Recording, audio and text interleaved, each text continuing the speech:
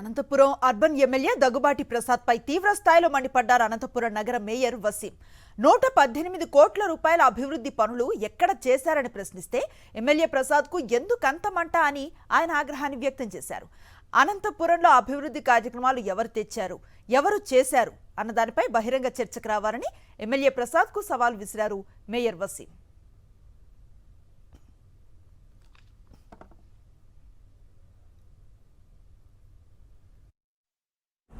ఒకటి చెప్పదలుచుకుంటున్నా స్థానిక ఎమ్మెల్యే దగ్గుబాటి వెంకటేశ్వర ప్రసాద్ గారికి, ఏదో మీరు